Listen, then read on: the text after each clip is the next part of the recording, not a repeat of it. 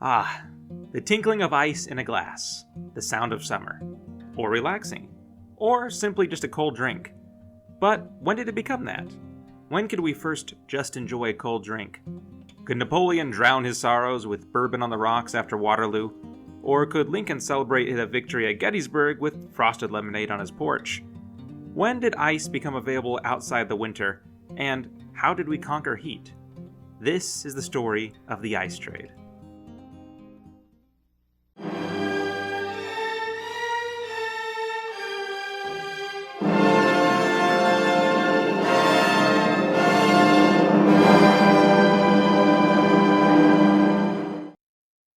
Take a guess. What was America's most valuable export in the 19th century? It was a widely used commodity, produced in great quantities due to the country's vast tracts of suitable land and correct climate. And as the Industrial Revolution kicked off, it was needed more than ever before. The answer is cotton. Probably seems reasonable.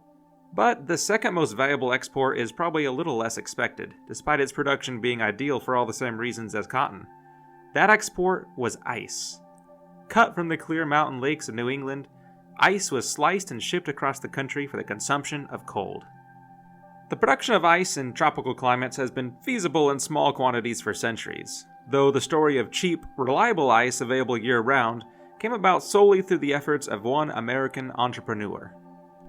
In 1806, Frederick Tudor, a 23-year-old clerk from Boston, Massachusetts, left his job at a counting house and spent his savings on a venture that would change the world. Tudor outfitted a ship and filled the hold with ice cut by hand from New England's frozen lakes, carefully lining the blocks with hay and sawdust to insulate them against meltage. And then he set sail for the Caribbean.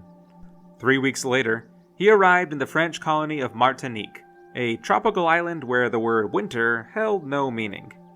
It was here he would test the frozen waters of his novel product. Tudor advertised his arrival in a publication that read, "Today, March 7th, and during 3 consecutive days, there will be put for sale in small quantities a cargo of ice, brought into this port very well preserved from Boston by the brig Favorite, Captain Pearson. This sale will take place immediately and will last 3 days only, the brig having to proceed at that time to another island. The price is 10 cents a pound. It is necessary to bring wool cloth or a piece of covering to wrap the ice. This means it preserves it much longer." The sales that followed were the beginning of the ice trade. As subsequent voyages began to show success, Tudor expanded his ice operations, creating an industry out of whole cloth. There were many issues with transporting ice that had to be overcome. Obviously, ice melts. So, how did ice get from frozen northern lakes to steamy southern ports without completely dripping away into the sea? Let's follow the journey of a cube of ice from lake to glass to see how it was done. There was a time when ice was seen as a free good, able to be taken by anyone who took the effort to go cut it out. But as the profits to be made became widely known, it soon became less simple. So, our block of ice must start its journey taken from the correct area of a lake, the lake typically being divided up by who owned what part of the shoreline. It would either be sought out by a man, or more likely a horse-drawn apparatus, and floated along a cutout channel to a collection point. From here, our block would be loaded onto a wagon and taken out of the woods to the nearest port. It would then be covered in sawdust and packed into the hold of a ship with many other ice blocks, the ship's hold being filled with insulation. Ice would only be packed below the waterline of the ship, so that the cool sea outside could help with the refrigeration. This left the rest of the ship open to be loaded with more traditional trade goods, some ice-related things like pitchers, and some not, like textiles. Our block would then set sail to its port of call, ranging anywhere from the American South to Calcutta, India. Depending on what decade the ship was sailing, determined how much our ice block melted.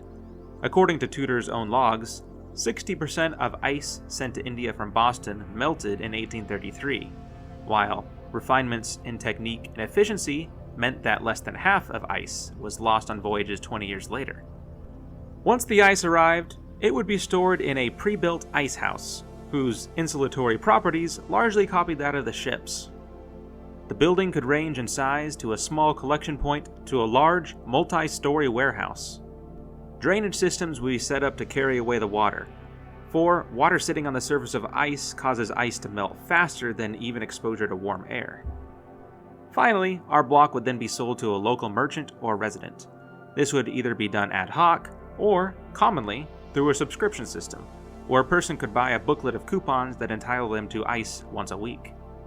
So, ice could get to the market, but how did the market come about in the first place?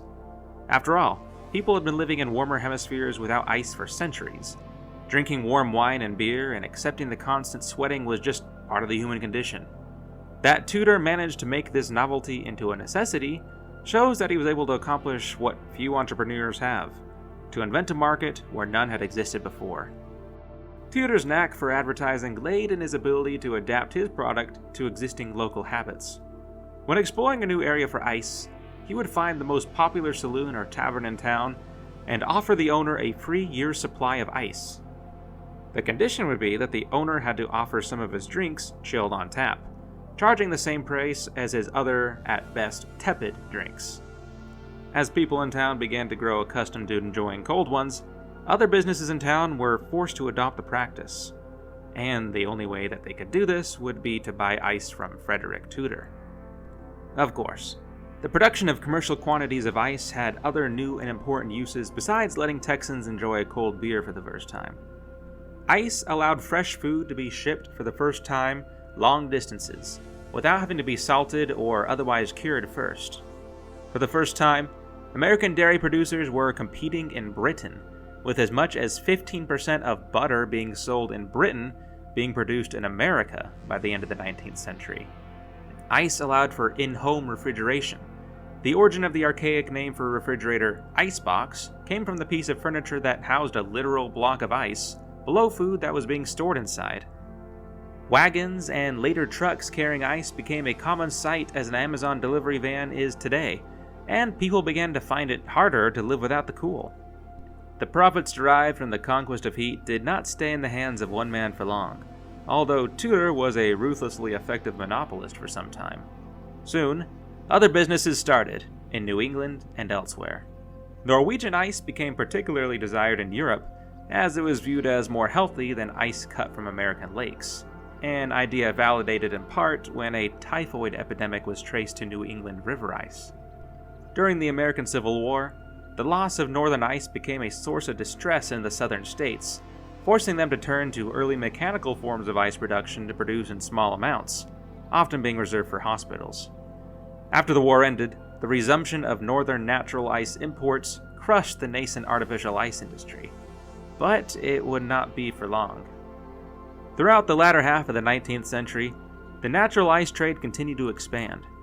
For the first time, fresh Argentine beef was being sold in quantity to markets in Europe, as ships now had ways of preserving the meat en route.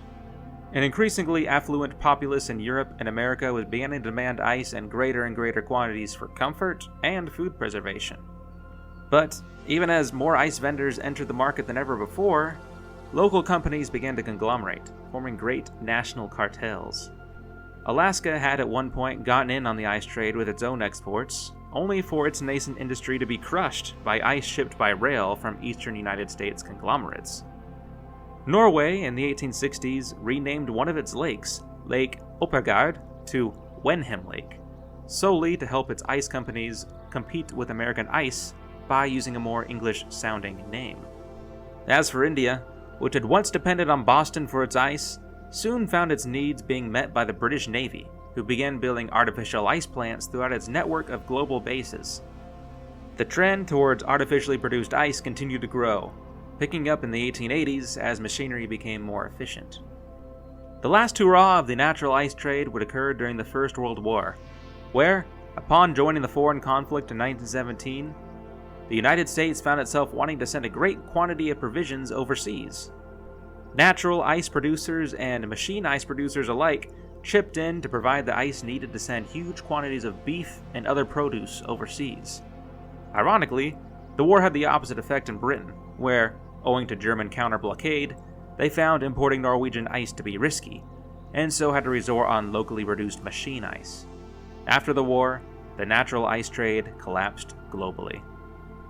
Though ice continues to be used daily by many today, It is quite often produced by local commercial or even in-home machines. Natural ice has become the tiny niche of carvers in local winter festivals, a shadow of the trade started by Frederick Tudor 2 centuries ago. And yet, the industry that he started has stuck around, due to humanity's newly discovered desire to conquer heat. Thank you all for watching. I hope you enjoyed learning about the ice trade. How do you enjoy your ice? Cubed? Pebbled? Ice cream? We have a luxury of variety that our predecessors never had, and yet, whatever its form, it serves the same purpose: to chill out.